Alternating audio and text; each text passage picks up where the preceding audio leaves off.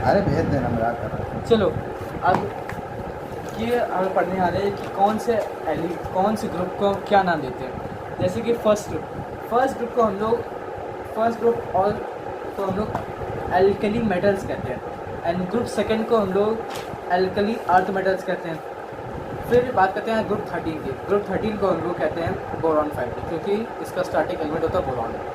And group 14 को हम लोग कार्बन फैमिली कहते हैं, क्योंकि स्टार्टिंग कार्बन से होती है। 15 को हम लोग नाइट्रोजन फैमिली कहते हैं, क्योंकि इसमें नाइट्रोजन से स्टार्टिंग होती है। 16 को हम लोग ऑक्सीजन फैमिली कहते हैं, और ये ऑक्सीजन फैमिली ऑल्सो कॉल्ड ओर फॉर्म, क्योंकि ये ओर्स फॉर्म करते हैं। और ओर्स क्या होते हैं?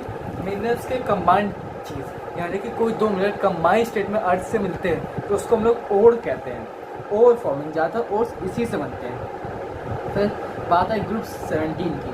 ग्रुप 17 को हम लोग और कुछ नहीं हैलोजेंस कहते हैं। और एक बात और, हाइड्रोजन जो है वो अल्कली मेटल्स में रखा गया, और हैलोजेंस में भी हाइड्रोजन को रखा जाता है। हाइड्रोजन की प्लेस स्थित नहीं होती है, वो या तो अल्कली मेटल्स में रखा है या तो क्लोरीन ग्रुप यानी कि हाइलोजेंस में रखा जाता है। फिर बात है ग्रुप 18 की। ग्रुप 18 को कुछ नहीं नोबल गैसेस कहते हैं। नोबल गैसेस वो जिनकी वैलेंसी 0 होती है। और बीच में जितने भी एलिमेंट्स होते हैं उन सबको, यानी कि हमें डी ब्लॉक को हम लोग ट्रांजिशन मेटल्स कहते हैं। Transition metals. और इनर ट्रांजिशन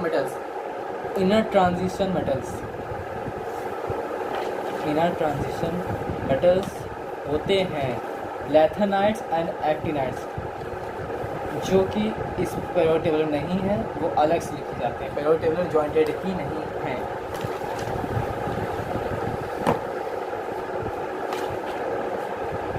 और ग्रुप 1 और 13 to 17 ग्रुप 1, 2 एंड 13 to 17 को हम लोग रिप्रेजेंटेटिव एलिमेंट्स कहते हैं। रिप्रेजेंटेटिव एलिमेंट्स क्या होते हैं?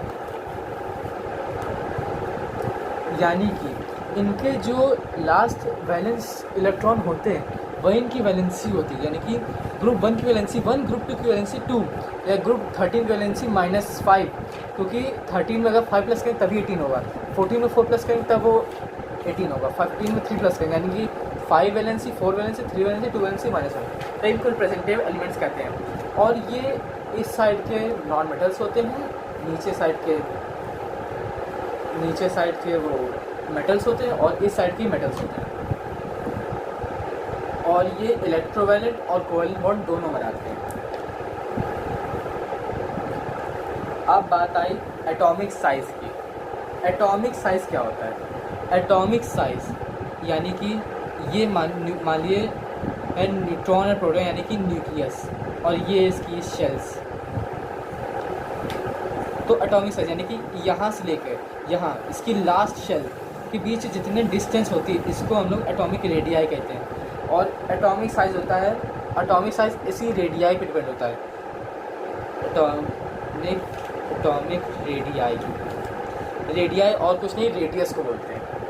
एटॉमिक साइज इसी डिपेंड करता है। और ये साइज, एटॉमिक साइज होता है एक साइज ऑफ एन एटम का जो पूरा साइज यानी कुल मिला के diameter of an atom is known as atomic size. और जो एटॉमिक रेडियाई, एटॉमिक साइज जो होता है वो एटॉमिक साइज किसी भी एलिमेंट का, अगर हम लोग पीरियड वाइज ऐसे चलेंगे इस लेन में, तो एटॉमिक साइज हमेशा डिक्रीज़ करेगा। क्यों करेगा? क्योंकि जो न्यूक्लियस होता है वो एक फोर्स लगाता है जिसे हम लोग कहते हैं सेंट्रीफ्यूगल फोर्स, जो कि शेल्स को अपनी तरफ घसीटता है, वो पास में आते हैं, इसलिए उसका साइज़ जो है डिक्रीज़ करता है। और एटॉमिक साइज डाउनवर्ड्स इंक्रीज़ करेगा। डाउनवर्ड्स इसलिए इंक्रीज़ करेगा क्योंकि नीचे शेल्स बढ़ती है, तो जितना सेल्स बढ़ेंगे, जितने नंबर ऑफ शेल्स बढ़ेंगे उतने ज़्यादा एटॉमिक साइज इंक्रीज़ होगा। ये नोडो पे भी लिखा है। फिर आया इलेक्ट्रोपॉजिटिविटी यानी कि एक एटम्स कैसे बॉन्ड्स बना रहा है, पॉजिटिव बॉन्ड्स बना रहा है या नेगेटिव बॉन्ड्स बना रहा है, कैटायंस या एनायंस। अब इलेक्ट्रोपॉजिटिव साधारण सी बात है, अगर एलिमेंट्स डाउनवर्ड्स जाएंगे, अगर हम लोग इस ग्रुप में डाउनवर्ड्स जाएंगे तो इलेक्ट्रोपॉजिटिविटी इंक्रीज होगी। क्यों? क्योंकि इसकी वैलेंस, क्योंकि अब इसमें 2 शेल, इसमें 1 शेल है, इसमें 2 शेल, इसमें कंटिन्यूसली शेल्स इंक्रीज हो रहे हैं, यानी इसकी पावर इंक्रीज हो रही है। तो इसकी जो इलेक्ट्रोपॉजिटिविटी है यानी पॉजिटिविटी वो इंक्रीज़ होगी। कितने बॉन्ड्स बना सकता है, जितने नीचे जाते हैं उससे उतने ज़्यादा बॉन्ड्स बना सकता है, इसलिए इसकी इलेक्ट्रोपॉजिटिविटी डाउनवर्ड्स इंक्रीज़ होगी। अब इलेक्ट्रोपॉजिटिविटी, अब बात है इलेक्ट्रोपॉजिटिविटी अगर पीरियड्स के थ्रू ऐसे चलेंगे तो क्या होगा? साधारण सी बात है, अगर इधर चलेंगे तो इधर तो मेटल्स हैं, इस साइड मेटल्स हैं और इस साइड नॉन मेटल्स, तो नॉन मेटल्स में तो पॉजिटिविटी होती ही नहीं है, यानी कि पॉजिटिविटी कम हो जाती है। यानी कि इधर से अगर इधर चलेंगे तो पॉजिटिविटी घटेगी, डिक्रीज़ होगी। अगर हम लोग अक्रॉस द पीरियड चलेंगे तो पॉजिटिविटी डिक्रीज़ होगी। क्यों? क्योंकि इधर नॉन मेटल्स होते हैं और नॉन मेटल्स इलेक्ट्रोनेगेटिव होते हैं, ना कि इलेक्ट्रोपॉजिटिव। अब बात आई इलेक्ट्रोनेगेटिविटी। इलेक्ट्रोनेगेटिविटी क्या होती है? यानी वो कितने इलेक्ट्रॉन्स डोनेट कर सकता है, कितने इलेक्ट्रॉन्स डोनेट कर सकता है, इलेक्ट्रोनेगेटिव इसे कहते हैं। तो अब मानिए इधर मेटल्स हैं, इधर नॉन मेटल्स। मेटल्स में इलेक्ट्रोपॉजिटिविटी ज़्यादा होती है और नॉन मेटल्स में इलेक्ट्रोनेगेटिव। ये बात तो बिल्कुल याद रखनी है कि मेटल्स में इलेक्ट्रोपॉजिटिविटी ज़्यादा होती है और नॉन मेटल्स इलेक्ट्रोपॉजिटिविटी ज़्यादा होती है। मेटल से इलेक्ट्रोपॉजिटिविटी ज़्यादा एंड नॉन मेटल से इलेक्ट्रोनेगेटिविटी ज़्यादा। तो इधर पॉजिटिव ज़्यादा, इधर नेगेटिव ज़्यादा। अब अगर इलेक्ट्रोनेगेटिव बात करेंगे तो वो डाउन द वर्ड्स घटेगी, क्योंकि इधर शेल्स बढ़ते आते हैं और ये मेटल्स होते हैं, इसलिए शेल्स बढ़ेंगे तो पावर बढ़ेगी, यानी कि पॉजिटिव पावर बढ़ेगी। पॉजिटिव पावर बढ़ेगी तो इलेक्ट्रोनेगेटिविटी तो घटेगी ही ना। तो इलेक्ट्रोनेगेटिविटी डाउन द ग्रुप, यानी कि ग्रुप के अकॉर्डिंग नीचे अगर चलते जितना जल्दी जाएंगे उतनी इलेक्ट्रोपॉजिटिविटी घटेगी, इलेक्ट्रोनेगेटिविटी घटेगी। और अगर इलेक्ट्रोनेगेटिव हम लोग राइट साइड चलते आएंगे तो साधारण सी बात है इलेक्ट्रोनेगेटिविटी बढ़ेगी। क्यों? क्योंकि इधर नॉन मेटल्स ज़्यादा हैं और नॉन मेटल्स में इलेक्ट्रोनेगेटिविटी ज़्यादा होती है, तो उसकी पावर तो बढ़ेगी इलेक्ट्रोनेगेटिव वाली। तो जैसे हम लोग अक्रॉस द पीरियड जाएंगे यानी कि ऐसे, तो इलेक्ट्रोनेगेटिविटी बढ़ेगी। तो हम लोग क्या जाना कि एटॉमिक साइज और एटॉमिक रेडियाई कैसे बढ़ेगा, इलेक्ट्रोपॉजिटिविटी कैसे बढ़ेगी और इलेक्ट्रोनेगेटिव कैसे बढ़ेगी। अब आयनाइजेशन एनर्जी। अब आयनाइजेशन एनर्जी होती है कैसे, जो एनर्जी कितने अमाउंट ऑफ एनर्जी लगेगी एक बॉन्ड को लूजली बॉन्ड को रिमूव करने में, जितनी एनर्जी उसको हम आयनाइजेशन एनर्जी लगेगी। अब आयनाइजेशन एनर्जी लगेगी वो अक्रॉस द पीरियड बढ़ेगी, क्योंकि इस साइड ये लूज़ नहीं करते तो एनर्जी तो बची रहेगी ना। जितने ज़्यादा लूज़ करेंगे उतनी ज़्यादा एनर्जी रिलीज़ होगी। और इधर ये साइड नॉन मेटल्स होते हैं तो इधर तो ये लूज़ करते ही नहीं हैं, तो गेन करते हैं, तो इसकी एनर्जी तो लूज़ होएगी नहीं। तो सीधे से यहाँ एनर्जी लूज़ होगी नहीं तो आयनाइजेशन एनर्जी बढ़ेगी, यानी कि across the period ionization energy बढ़ेगी। और आयनाइजेशन जो साधारण सी बात है, अगर इधर बढ़ेगी तो down the group ionization energy decrease होगी, क्योंकि इधर मेटल्स जो होते हैं वो ज़्यादा रिएक्टिव होते आते डाउन द वर्ड्स, तो इसकी आयनाइजेशन एनर्जी भी एनर्जी घट जाएगी, क्योंकि जितने ज़्यादा इसके इलेक्ट्रॉन्स होंगे उतने ज़्यादा डोनेट करेगा, तो इससे जो है आयनाइजेशन एनर्जी भी लूज़ होगी, और लूज़ होगी यानी कम हो जाएगी।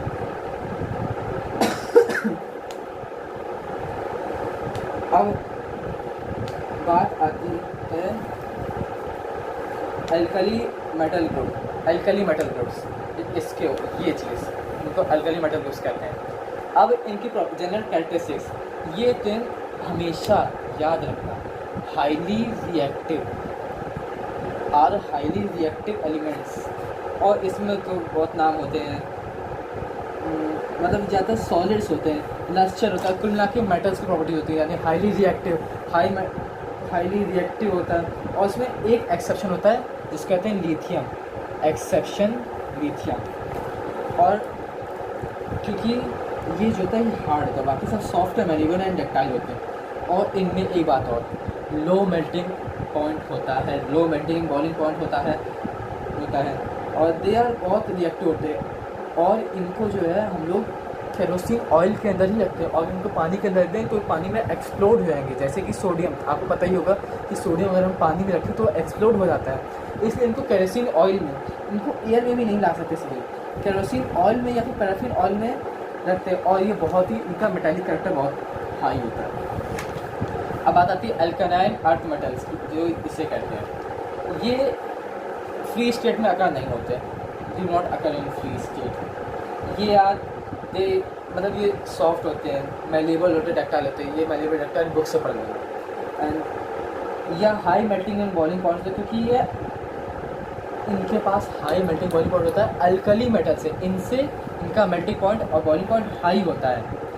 और इनमें दो मेटल्स, फिर आया है बात आती है, और they are also reactive elements, ये भी रिएक्टिव होते हैं और ये भी इलेक्ट्रोपॉजिटिव होते हैं। सो आप सीधे जानते हैं जितने मेटल्स होते हैं वो सब इलेक्ट्रोपॉजिटिव ही होते हैं। अब बात आई ग्रुप नंबर 17 की, जिसे हम लोग कहते हैं हैलोजेंस। हैलोजेंस में वही आता है hydrogen, fluorine, chlorine, bromine, iodine, astatine. अब ये जो होती हैं ये डाई एटॉमिक होती हैं, diatomic gases, diatomic gases. और दे आर, इनका एटॉमिक साइज स्मॉल होता है। जैसे मैंने पहले बताया था, अगर हम लोग पीरियड वाइज चलेंगे तो उनका एटॉमिक साइज स्मॉल क्यों होगा? स्मॉल इसीलिए होगा क्योंकि एक फोर्स, न्यूट्रॉन जो होता है वो एक फोर्स लगाता है जिसे हम लोग कहते हैं सेंट्रीफ्यूगल फोर्स, जो इलेक्ट्रॉन्स को अपनी तरफ घसीटता है, इसलिए इनका साइज़ छोटा हो जाता है। जैसे घसीटे वो पास में आएगा उनका साइज़ छोटा हो जाएगा, इसलिए क्योंकि ये नॉन मेटेलिक होते हैं। और ये नॉन कंडक्टिव होते हैं, पता ही है, क्योंकि नॉन मेटल्स हैं। लेकिन एक बात और, ये हाईली रिएक्टिव नॉन मेटल्स होते हैं, हाईली रिएक्टिव नॉन मेटल्स। और लास्ट बचा है ज़ीरो ग्रुप, जिसको हम लोग नोबल गैसेस करते हैं। ज़ीरो ग्रुप में helium, neon, argon, krypton, xenon and radon, ये दो होते हैं। ये सब जो है, ये सब एलिमेंट्स एटमॉस्फेयर में प्रेजेंट होते हैं, सिवाय रेडॉन के, वो एटमॉस्फेयर प्रेजेंट नहीं होता है। ये यार मोनोटॉमिक होते हैं, क्योंकि एक ही एटम होते हैं, मोनोटॉमिक होते हैं। और कलरलेस होते हैं, ऑर्डरलेस होते हैं, जाती हैं उनके। और ये नॉन रिएक्टिव, बिल्कुल भी रिएक्टिव नहीं होते हैं। फिर लास्ट बचते हैं मेटलॉइड्स। मेटलॉइड्स कुछ ही गिनके सिर्फ 6 होते हैं, जिनको कहते हैं बोरॉन, सिलिकॉन, बोरॉन से germanium, arsenic, antimony and terrarium. Metalloids वही होते हैं जिनमें मेटल्स और नॉन मेटल्स दोनों की प्रॉपर्टी होती है।